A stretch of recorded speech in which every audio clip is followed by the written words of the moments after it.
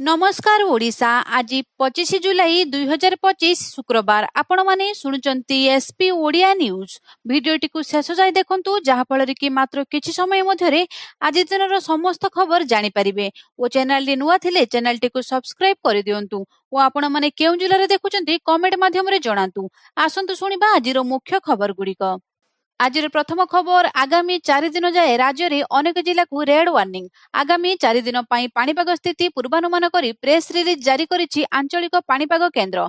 मध्याह्न और संध्या समय राज्य में अनेक स्थान में प्रबलरू अति प्रबल वर्षा घड़घड़ी सह काल बैशाखीर संभावना रही। तेणु विभिन्न जिला को रेड ऑरेंज और येलो वार्निंग जारी करी एही समय रे सतर्क रहिबाकू परामर्श देइछि पाणीपाग केन्द्र। आज पई किछि जिला को रेड वार्निंग जारी करी सतर्क करिछि पाणीपाग केन्द्र। एही जिला गुड़िक हेउछि बालेश्वर, भद्रक, मयूरभंज और केन्दुझर। एही सबु जिला गुड़िकरे प्रबलरू अति प्रबल वर्षा सह गोटे किंबा दुईटी स्थान रे अत्यंत प्रबल वर्षा एवं घड़घड़ी सह झटका पवन 30 रु 40 किलोमीटर प्रति घंटा हेबार संभावना रही। सेहीपरि केन्द्रापड़ा, जाजपुर, जगतसिंहपुर, कटक, ढेंकानाल, कोरापुट एवं मालकानगिरी भली जिला को ऑरेंज वार्निंग जारी करा जायछि। येलो वार्निंग जारी करा जायतिबा जिला गुड़िक हेउछि पुरी, देवगढ़, अनुगुल, सुंदरगढ़, खोर्धा, नयागड़ा, कंधमाल, बौद्ध, बलांगीर, कलाहांडी, झारसुगुड़ा, बरगढ़, सोनपुर, नुआपड़ा, गंजाम, गजपति और रायगड़ा। एही सब जिला गुड़िकरे गोटे किंबा दुईटी स्थान रे घड़घड़ी सह पवन बहिबार संभावना रही। परवर्ती खबर एफएम कॉलेज छात्री एकादश श्रद्धांजलि सभा पालिला कांग्रेस। उत्कल विश्वविद्यालय गेट सम्मुख में कांग्रेस श्रद्धांजलि सभा करिछि। एफएम कॉलेज छात्री एकादश उद्देश्य श्रद्धांजलि सभा पालित करिछि कांग्रेस। पिसिसी सभापति भक्त दासଙ୍କ सह अनेक कांग्रेस कर्मी जोग दैछन्ति। एही समय रे बळंगा पीड़ितांकर मध्य आशु आरोग्य कामना करिछन्ति। महिलांकु न्याय मिलिबा पर्यंत आंदोलन चालिबो बोली कहिछन्ति भक्त दास।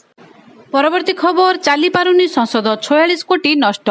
चाली पारुनी संसद नष्ट हेउछि कोटी कोटी टंका। विरोधी को होहला जगु 3 दिन हेला चलित मौसुमी अधिवेशन चाली पारुनी, जेउथि पई भारत को 46 कोटी रु अधिक टंकार क्षति सहिबाकू पड़िछि। कारण संसदर उभय गृह लोकसभा और राज्यसभा चलाइबा पई प्रति मिनिट को 2.5 लाख टंका खर्च करिबाकू पड़े। बिहार भोटर संशोधन पई चलिथिबा स्वतंत्र इंटेंसिव रिविजन को नै विरोधी सरकार को घेरिछन्ति। राशन कार्ड, आधार कार्ड एवं भोटर कार्ड को वैध प्रमाणपत्र तालिकारु निर्वाचन कमिशन बाद देबाकू नै विरोधी संसद रे तुम्बी तोफान करुछन्ति। एथिसह पहलगाम आतंकी आक्रमण एवं ऑपरेशन सिंदूर उपरे आलोचना करिबाकू विरोधी जिद धरिबारु संसद चाली पारु नाही। फल रे 3 दिन रे आम देशर 46 कोटी टंका नष्ट होईछि। आमे देउथिबा टैक्स रु एही टंका खर्च हेउथिले मध्य नेता एथि प्रति गुरुत्व देउ नाहंती। परवर्ती खबर महानदी जल विवाद केन्द्र सहयोग रे आपस समाधान करा जाऊ।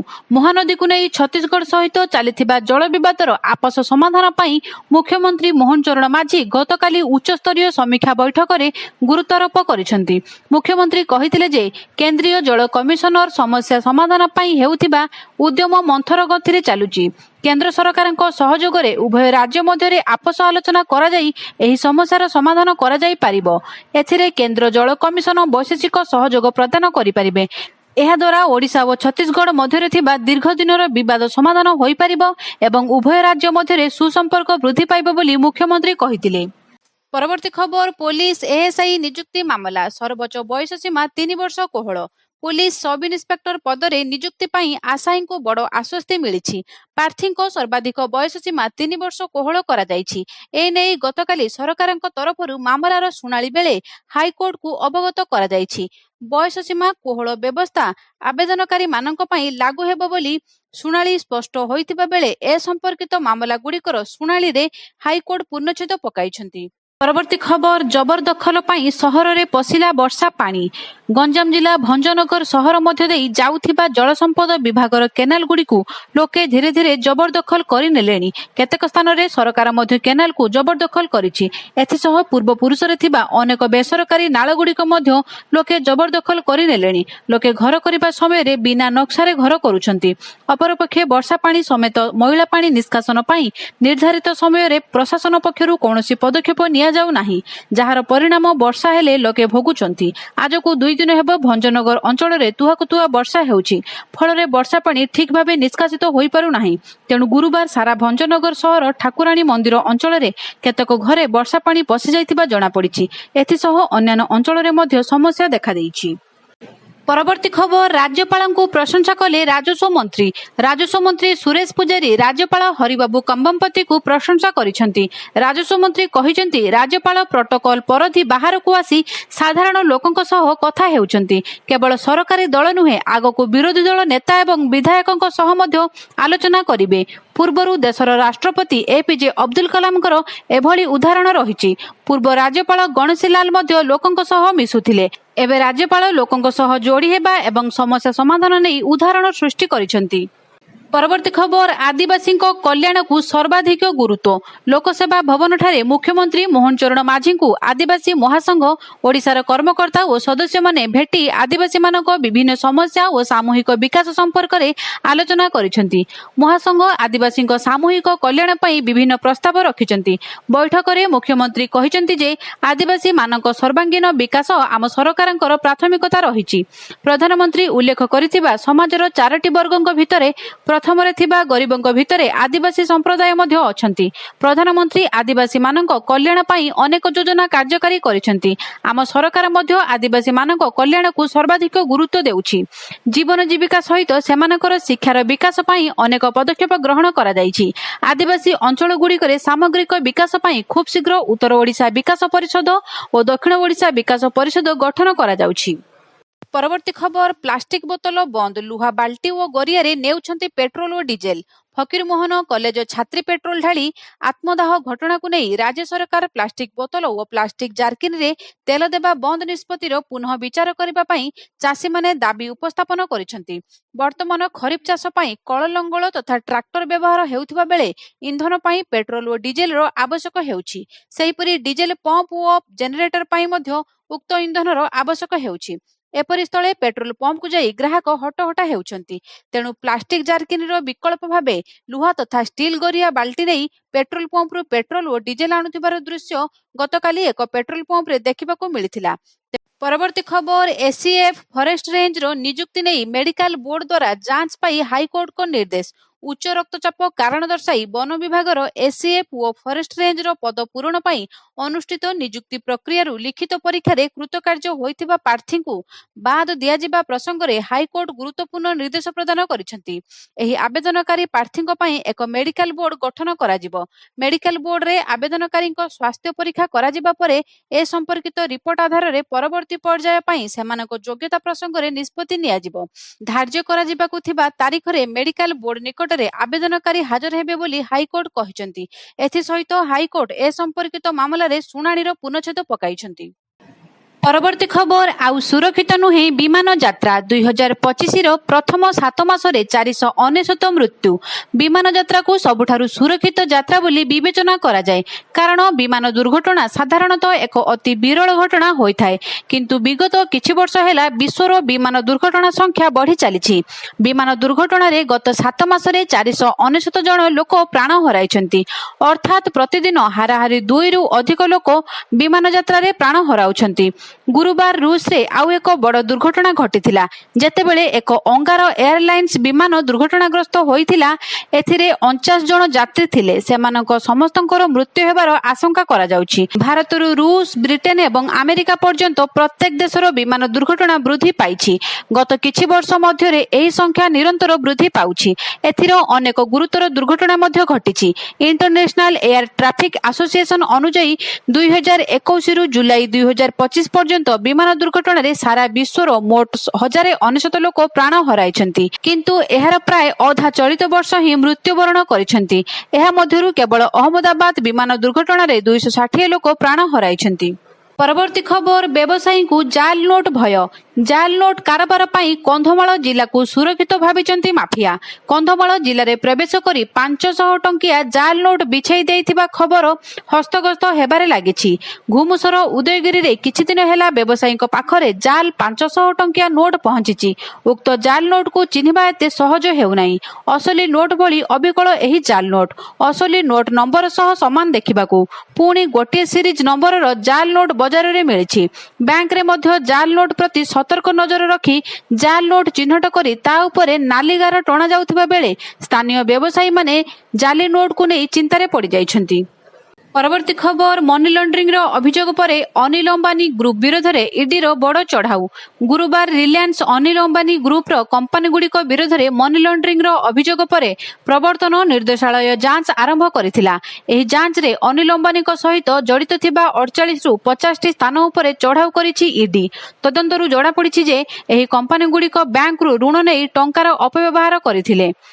ପରବର୍ତ୍ତୀ ଖବର, ବିଜେପି କରିବ ନିଜ ଦଳରୁ ଉପରାଷ୍ଟ୍ରପତି। ଧନଖଡ଼ଙ୍କ ଇସ୍ତଫା ପରେ କିଏ ହେବ ଭାରତର ଉପରାଷ୍ଟ୍ରପତି? ଗତ ସୋମବାରଠାରୁ ଏ ଚର୍ଚ୍ଚା ଏବେ ସାରା ଦେଶରେ ଲାଗି ରହିଥିବା ବେଳେ ବିଭିନ୍ନ ନାଁକୁ ନେଇ ଭିନ୍ନ ଭିନ୍ନ ସମୟରେ ଆଲୋଚନା ହେଉଛି। ଆଉ ଏବେ ଏକ ରିପୋର୍ଟ ସାମ୍ନାକୁ ଆସିଛି ଯାହା ସୂଚାଉଛି କି ଏଥର ବିଜେପି ହିଁ ନିଜ ଦଳରୁ ବାଛିପାରେ ଉପରାଷ୍ଟ୍ରପତି। ଜାତୀୟ ଗଣମାଧ୍ୟମରେ ପ୍ରକାଶିତ ଖବର ଅନୁସାରେ ଏଥର ବିଜେପି ନିଜ ଦଳରୁ ଉପରାଷ୍ଟ୍ରପତି ବାଛିବାକୁ ସ୍ଥିର କରିଥିବା ଚର୍ଚ୍ଚା ହେଉଛି।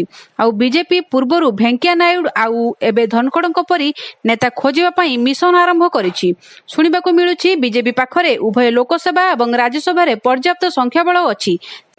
ପରବର୍ତ୍ତୀ ଖବର, ୟୁଏଇରେ ହେବ ଏସିଆ କପ୍।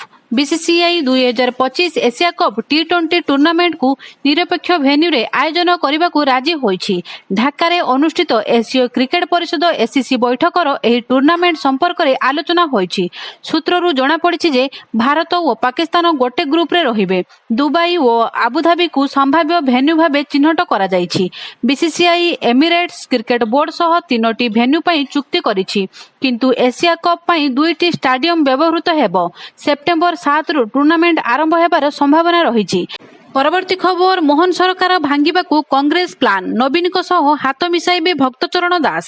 ରାଜ୍ୟର ବିଜେପିରେ ବର୍ଷକର ମୋହନ ସରକାରଙ୍କୁ ଭାଙ୍ଗିବାକୁ ଅଣ୍ଟା ଭିଡ଼ିଛି କଂଗ୍ରେସ। ପିସିସି ସଭାପତି ଭକ୍ତଚରଣ ଦାସ ଏଥିପାଇଁ ନବୀନଙ୍କ ବିଜେଡି ସହ ହାତ ମିଶାଇବାକୁ ମଧ୍ୟ ଇସାରା ଦେଇଛନ୍ତି। ସିଧା ସିଧା କହିଛନ୍ତି ବିଜେଡି ବିଧାନସଭାରେ ଅନାସ୍ଥା ଆଣୁ, ଯାହାକୁ କଂଗ୍ରେସ ସମର୍ଥନ କରିବ। ନହେଲେ କଂଗ୍ରେସ ଯଦି ଅନାସ୍ଥା ପ୍ରସ୍ତାବ ଆଣୁଛି ତେବେ ବିଜେଡି ଏହାକୁ ସମର୍ଥନ କରୁ ବୋଲି ଭକ୍ତ ଦାସ କହିଛନ୍ତି। ଯାହାପରେ ଚର୍ଚ୍ଚା ବଢ଼ିଛି ଯେ ସତରେ କ'ଣ ବିଜେପି ସରକାର ଭାଙ୍ଗିବାକୁ ଏକାଠି ହୋଇଯିବେ ଶଙ୍ଖ ଆଉ ହାତ। ପରବର୍ତ୍ତୀ ଖବର, ସ୍ୱାସ୍ଥ୍ୟ କେନ୍ଦ୍ରର ଉନ୍ନତୀକରଣ ପାଇଁ ବିଧାୟକଙ୍କ ଆଲୋଚନା। ମୟୂରଭଞ୍ଜ ଜିଲ୍ଲା ରାଇରଙ୍ଗପୁର ପୌର ପରିଷଦର ୱାର୍ଡ ନମ୍ବର 9 ଅଁଳାଡୁବାଠାରେ ଥିବା ପୌରାଞ୍ଚଳ ପ୍ରାଥମିକ ସ୍ୱାସ୍ଥ୍ୟ କେନ୍ଦ୍ରର ସମ୍ମିଳନୀ କକ୍ଷରେ ରାଇରଙ୍ଗପୁର ବିଧାୟକ ଜଲେନ ନାୟକଙ୍କ ନେତୃତ୍ୱରେ ରାଇରଙ୍ଗପୁର ନିର୍ବାଚନ ମଣ୍ଡଳୀର ସମସ୍ତ ସ୍ୱାସ୍ଥ୍ୟ କେନ୍ଦ୍ରର ଉନ୍ନତୀକରଣ ପାଇଁ ଏକ ସମୀକ୍ଷା ବୈଠକ ଅନୁଷ୍ଠିତ ହୋଇଯାଇଛି। ଉକ୍ତ ବୈଠକରେ ନିର୍ବାଚନ ମଣ୍ଡଳୀରେ ରହିଥିବା ସମସ୍ତ ବ୍ଲକ ଓ ପୌର ପରିଷଦରେ ଥିବା ସମସ୍ତ ସ୍ୱାସ୍ଥ୍ୟ କେନ୍ଦ୍ର ଗୁଡ଼ିକର ବିଭିନ୍ନ ସୁବିଧା ଅସୁବିଧା ସମ୍ବନ୍ଧରେ ବିଧାୟକ ଶ୍ରୀ ନାୟକ ସମୀକ୍ଷା କରିଥିଲେ। ପରବର୍ତ୍ତୀ ଖବର, ଆଇଏଏସ୍ ଅଧିକାରୀ ଧୀମାନ ଚକମାଙ୍କୁ ମିଳିଲା ସର୍ତ୍ତମୂଳକ ଜାମିନ। ଭିଜିଲାନ୍ସ ଦ୍ୱାରା ଗିରଫ ହୋଇ ଜେଲରେ ଥିବା ଆଇଏଏସ୍ ଅଧିକାରୀ ଧୀମାନ ଚକମାଙ୍କୁ ହାଇକୋର୍ଟ ସର୍ତ୍ତମୂଳକ ଜାମିନ ମଞ୍ଜୁର କରିଛନ୍ତି। 5 ଲକ୍ଷ ଟଙ୍କାର 2 ଜଣ ଜାମିନଦାରଙ୍କ ବଦଳରେ ଶ୍ରୀ ଚକମାଙ୍କୁ ନିମ୍ନ ଅଦାଲତ ଜାମିନରେ ଛାଡ଼ିବେ। ଜାମିନରେ ଛାଡ଼ ପାଇବା ପରେ ସେ ଅଦାଲତଙ୍କ ବିନା ଅନୁମତିରେ ଭାରତ ବାହାରକୁ ଯାଇପାରିବେ ନାହିଁ। ତଦନ୍ତରେ ସହଯୋଗ କରିବେ। ତଦନ୍ତକାରୀ ଅଧିକାରୀ ଯେତେବେଳେ ଚାହିଁବେ ସେ ତାଙ୍କ ନିକଟରେ ଉପସ୍ଥିତ ରହିବେ ବୋଲି ହାଇକୋର୍ଟ ସର୍ତ୍ତାରୋପ କରିଛନ୍ତି। ପରବର୍ତ୍ତୀ ଖବର, ସୁଭଦ୍ରାକୁ ନେଇ ଆସିଲା ବଡ଼ ଖବର। ଏହି ଦିନ ମିଳିବ ସୁଭଦ୍ରା ଟଙ୍କା। ସୁଭଦ୍ରାକୁ ନେଇ ବଡ଼ ଖବର। ରାଜ୍ୟରେ ଆରମ୍ଭ ହୋଇଛି ସୁଭଦ୍ରା ସମୀକ୍ଷା କାର୍ଯ୍ୟକ୍ରମ। ରାଜ୍ୟରେ ଅଙ୍ଗନବାଡି ଦିଦି, ଏସଏଚଜି ମହିଳା ଓ ଉଚ୍ଚଶିକ୍ଷା ବିଭାଗର ଛାତ୍ରଛାତ୍ରୀ ସୁଭଦ୍ରା ଯୋଜନାର ସମୀକ୍ଷା କରିବେ ବୋଲି ଉପମୁଖ୍ୟମନ୍ତ୍ରୀ ତଥା ମହିଳା ଓ ଶିଶୁ ବିକାଶ ମନ୍ତ୍ରୀ ପ୍ରଭାତୀ ପରିଡ଼ା କହିଛନ୍ତି। ଆଇଆଇଏମ୍ ସମ୍ବଲପୁରର ମଡେଲ ସହ ଉଚ୍ଚଶିକ୍ଷା ବିଭାଗର ଛାତ୍ରଛାତ୍ରୀଙ୍କ ସହଯୋଗରେ ମହିଳା ଓ ଶିଶୁ ବିକାଶର ମିଳିତ ଉଦ୍ୟମରେ ରାଜ୍ୟବ୍ୟାପୀ ଏହି ସୁଭଦ୍ରା ସମୀକ୍ଷା କରାଯିବ। ରାଜ୍ୟରେ 200ରୁ ଅଧିକ ଅଙ୍ଗନବାଡି କେନ୍ଦ୍ରରେ ମଧ୍ୟ ଏହି କାର୍ଯ୍ୟକ୍ରମ ଜରିଆରେ ସମୀକ୍ଷା କରାଯିବ। ଏକ ସ୍ୱତନ୍ତ୍ର ଆପ୍ ମାଧ୍ୟମରେ ଏହି ସବୁ ସମୀକ୍ଷା ହେବ। ସୁଭଦ୍ରା ଯୋଜନା 2 ଥର ପାଇବା ପରେ ତାହାକୁ ଅନୁଧ୍ୟାନ କରାଯିବ ବୋଲି ଉପମୁଖ୍ୟମନ୍ତ୍ରୀ କହିଛନ୍ତି। ହିତାଧିକାରୀ କିପରି 2ଟି କିସ୍ତିକୁ ଖର୍ଚ୍ଚ କରିଛନ୍ତି ତାହାକୁ ଅନୁଧ୍ୟାନ କରାଯିବ। एथिरे महिला स्वयं सहायिका गोष्ठीर मेंबरଙ୍କ सह पीआरआई मेंबर अंगनवाड़ी मेंबर और हेल्परଙ୍କ सह उच्च शिक्षा विभागर छात्र छात्री एही दिगरे कार्य करिवे। एही कार्यक्रम 22,000 महिला को सुभद्रा समीक्षा करने को प्राय 1 मास समय लागिबो बोली कहिसेंती उपमुख्यमंत्री। आसंता रक्षाबंधन रे सुभद्रा योजनार तृतीय किस्ती टंका मिलिबो। आसंता अगस्त 9 तारिख रे ओडिशार महिला पाइबे सुभद्रार तृतीय किस्ती टंका। जेउ माने द्वितीय किस्ती पाई नाहंती आसंता 2 दिन मध्य संपृक्त हिताधिकारी तालिका को रिव्यू करा जिवो। बहु जल्दी योग्य हिताधिकारी पाइबे सुभद्रार समस्त किस्ती। परवर्ती खबर 4 मास बीतिला केबे मिलिबो पीएम किसानर 20तम किस्ती। एबे पुणी नुआ तारिख को आशा 4 मास पूर्ण हेबाकू जाउछि किंतु प्रधानमंत्री किसान सम्मान निधि योजनार 20तम किस्ती विषय रे ए पर्यंत कौनसी खबर नाही। 20 जून रे प्रधानमंत्री नरेंद्र मोदी बिहार गस्तरे जाइथिबा बेले आशा सृष्टि होइथिला जे 2000 टंका चाषीक अकाउंट रे आसीबो। तापरे 18 जुलाई रे प्रधानमंत्री मोदी को मोतिहारी गस्त आशा सृष्टि करिथिला किंतु पुणी निराशा देखा देइथिला। जुलाई शेष हेबाकू जाउछि किंतु प्रधानमंत्री किसान सम्मान योजनार 20तम किस्ती पाई चाषी अपेक्षा शेष हेउ नाही। एबे आशा करा जाउछि जे 2 अगस्त रे सरकारक पक्षरु किछि भल खबर आसी पारे जदिओ ए पर्यंत कोनोसी सरकारी सूचना नाही किंतु जेउ समीकरण गुड़िक गठन हेउछि ताहाकु देखिले एही तारिख को नै आशा सृष्टि होइछि। 26 जुलाई सुधा चाषी अकाउंट को 2000 टंकार किस्ती आसीबा कष्टकर कारण प्रधानमंत्री देश रे रहिबे नाही। प्रधानमंत्री नरेंद्र मोदी 23 रु 26 जुलाई पर्यंत ब्रिटेन एवं मालदीव गस्तरे जाउछंती। प्रधानमंत्री 23 और 24 जुलाई 2 दिनिया यूके रे सरकारी गस्तरे जिबे। से ब्रिटिश प्रधानमंत्री को निमंत्रण रे जाउछंती। एहा परे प्रधानमंत्री मोदी सेठारु मालदीव जिबे। प्रधानमंत्री 25 और 26 जुलाई रे मालदीव रे रहिबे। एपरि परिस्थिति रे एही समय मध्ये रे प्रधानमंत्री किसान योजना टंका आसीबार संभावना बहुत कम रहिछि। परवर्ती खबर आंदोलन करने अधिकार किंतु सरकारी संपत्ति नष्ट करने अधिकार नुहे एभली कहिसेंती नगर उन्नयन मंत्री। छात्र कांग्रेस आंदोलन बेले भुवनेश्वर राजरास्ता रे बाड़ भांगिबा मामला रे आंदोलनकारी विरोध रे विभाग पक्षरु आईनगत कार्यानुष्ठान ग्रहण करा जिवो। ए नै विचार विमर्श परे परवर्ती कार्यानुष्ठान स्मार्ट सिटी लिमिटेड ग्रहण करिबो बोली नगर उन्नयन मंत्री कृष्णचंद्र महापात्र कहिसेंती। आंदोलन करिबार अधिकार समस्तଙ୍କର अछि किंतु सरकारी संपत्ति नष्ट करिबार अधिकार काहार नाही। सूचनायोग्य मंगलवार संध्यारे छात्र कांग्रेस रो किछि सदस्य जेल रो रैली बाहर करी आसीबा बेले राम मंदिर रो मास्टर कैंटीन मध्यरे स्मार्ट सिटी लगाइथिबा बीएमसी बाड़कू सेमाने भांगिथिले बोली मंत्री कहिसंती। परवर्ती खबर भुवनेश्वर रे बाघ छाल बेपार घंच जंगल रे शक्तिशाली प्राणी मानक मध्यरु अन्यतम जंतु बाघ मध्य सुरक्षित नाहंती। शिकारी कबळरू बाघ माने खसी पारु नाहंती। मनुष्य निजर स्वार्थ पाई तथा कम समय रे लक्ष्यपति हेबा पाई अबाध बाघ शिकार करबाकू पछाउ नाहंती। राजधानी भुवनेश्वर रे गतकाली एभली एक घटनार पर्दाफाश करिछि एसटीएफ। बाघ छाल बिक्री पाई मूलचाल चलिथिबा बेले एसटीएफ टीम अतर्कित चढ़ाऊ करी 2 जण अभियुक्त को गिरफ्त करिसेंती। परवर्ती खबर 66 नक्सलଙ୍କ आत्मसमर्पण मुंडरे थिला 2.27 कोटी टंकार पुरस्कार। सीमांत छत्तीसगढ़ रे नक्सल संगठन भुसुड़ीबारे लागिछि। लगातार नक्सल एनकाउंटर रे मरुछंती नचेत संगठन छाड़ी मुख्य स्रोत रे शामिल हेउछंती। गतकाली छत्तीसगढ़ रे 5टी जिला पुलिस निकटरे 66 जण नक्सल आत्मसमर्पण करिसेंती। आजिर खबर शेष होईछि। आगामी नुआ खबर अपडेट जानबा पई चैनल टिकु सब्सक्राइब करंतु। धन्यवाद।